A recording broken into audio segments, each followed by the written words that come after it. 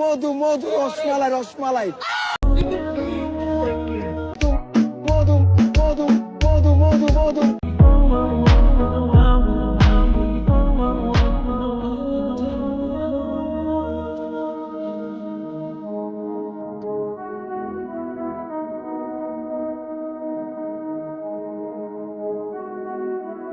সম্প্রতি আমার সাথে যা কিছু হচ্ছে সোশ্যাল মিডিয়াতে আমি সেগুলোর ভিত্তিতে বাকলিয়া থানার অধীনে একটা জিডি করছি। এটা হচ্ছে আমার জিডি কপি।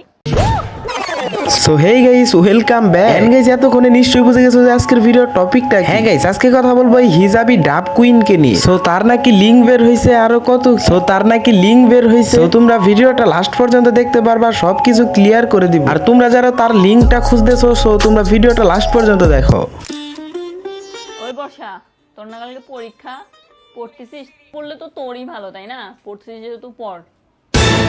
ওই কি রে, মধু মধু তাই না? মানে তোমরা কোন দিকে তাকায় আছো? সে কত সুশীল একটা ফানি ভিডিও করছে, সেই ভিডিওতে ফোকাস না দিয়া, সেই ভিডিওতে মনোযোগ না দিয়া তোমরা তারা এই দিকে তাকায় আছো। মানে তোমরা কতটা খারাপ চিন্তা করছো। এখন তোমরা দুইটা চোখ দিয়ে ওই জায়গায় দেখতেছো। এখন আমি যদি বলি তোমরা খারাপ, তাহলে এটা আমার ভুল হবে, কারণ সে এমন একটা ভিডিও বানাইছে, তো সেই ভিডিওটা যেই দেখবে তার চোখই ওই জায়গায় যাবে, ভিডিও আর মনোযোগে থাকবে। এক কথায় বলতে পারো উপর দিয়া সৌদি আরব, নিচ দিয়ে আমেরিকা। যাই হোক, কাজের কথায় আসি। এখন আমার কথা হলো এই ভিডিওটা নিয়ে যত অনলাইনে ঘাটাঘাটি এবং কি এই ভিডিওটার জন্যই তার লিংক ভাইরাল। আমি ফেসবুক, টিকটক, ইউটিউব যেখানেই গেলাম এই টপিকটা খুবই ট্রেন্ডিং এ আছে। দেখলাম সব জায়গায় শুধু বলতেছে তার নাকি লিংক বের হয়েছে। এখন তোমরা হয়তো সেই আশা নিয়ে, সেই আক্ষেপ নিয়ে আমার ভিডিওটাতে ক্লিক করছো। আমি তোমাদেরকে বলি তার লিংক মিং কোনো বের হয় না। তারপরেও যদি তোমরা বলো যে তার লিংক বের হয়েছে, তাহলে আমি বলবো যে লিংক যে বের হয়েছে এটার প্রমাণ কি? সেই ভিডিওটা যারা অনলাইনে ফেসবুকে এইসব বলতাছে তারা তাকে নিয়ে ব্যবসা করতেছে। দেখো, আমি আনতাছি এখন প্রমাণ ছাড়া কোনো কথাই বলবো না। আমি তার লিংক দেখি নাই, এর জন্যই বললাম যে তার লিংক বের হয় না। এর আগে আমি একটা ভিডিও বানাইছিলাম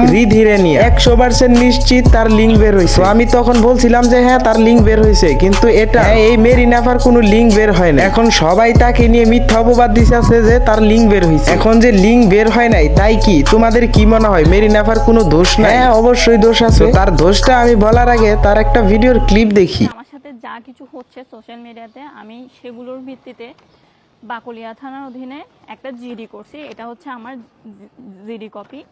যে বা যারা এই ধরনের অপকর্মগুলো করতেছে ওদেরকে যেন শাস্তি দিতে পারি। দেখো গাইস, তার নামে যারা লিংক বের করছে তাদের নামে সে মামলা দিতেছে। সে যেহেতু মামলা দিতে যাইতেছে, তার মানে সে বোঝা যাচ্ছে তার লিংক বের হয় নাই। আর যদি তার লিংক বের না হয়, তাহলে আমরাও চাই যারা এআই দিয়ে এডিট করে এরকম মানুষের পার্সোনাল এইসব ধরনের কাজ করে তাদের শাস্তি হোক। কারণ যারা এটা করে এটা কখনোই ভালো কাজ করে। এটা একটা মেয়ের জন্য অনেক বড় ক্ষতি। আমি আসলে আগে তাকে ভালোভাবে চিনতাম না, জানতাম না, এমনকি তার নামটাও জানি না। যেহেতু তাকে নিয়ে ভিডিও বানাচ্ছি, তাহলে তো তার নামটা জানা লাগে। তার নাম নাকি মেরি। আমি তাকে কিছু কথা বলতে চাই। আমি তাকে চিনি না, তার মানে এই না যে সে অনলাইনে এই 2-1 দিনের মধ্যে আসছে। সে কিন্তু অনেক আগে ভিডিও বানায়। এখন আমার কথা হলো সে অনেক আগে থেকে ভিডিও বানায়, কিন্তু এইসব ধরনের কোনো কথা শুনি না। অনেক আগে যে সে ভিডিও বানায় তার যে লিংক ভাইরাল হয়েছে, এরকম কিন্তু কথা কখনোই শুনি। কিন্তু তোমরা প্রথমে একটা ভিডিওর ক্লিপটা দেখতে পারলে, তো সেই ভিডিওটা আপলোড করার পর থেকেই কিন্তু এরকম আমরা একটা কথা শুনতাছি বা অনলাইনে এইসব চলছে, শুধুমাত্র ওই ভিডিওটার পর থেকে। কারণ কি, ওই ভিডিওটা একটা অশ্লীল ভিডিও ছিল। ভিডিওর কনসেপ্ট ফানি হলেও ভিডিওটা দ্বারাই অশ্লীল কিছু দেখা যাচ্ছে। এটা মোটেও মেরিন ভালো কাজ করে না। এর জন্য আমি সব সময় বলি যে মেয়ে মানুষ অনলাইনে ভিডিও না বানানোই ভালো। যেটার প্রমাণ কিন্তু আগেও হয়েছে, এবং কি এটার প্রমাণ এখন মেরিন আপু। আর গাইস, কিছু কিছু মাদার ফাকার আছে যারা কিনা এইসব কাজ করে থাকে এআই দিয়ে। এর আগে কিন্তু এরকম অনেক হয়েছে। আসলে তাদের কথা কি বলবো, তাদের তো জন্মের কোনো ঠিক নাই, তাদের মা বোন কিছুই নেই। এর জন্য হয়তো এইসব কাজ করতে পারে তারা। তো আজকের ভিডিওটা এই পর্যন্তই, দেখা হচ্ছে নেক্সট ভিডিওতে।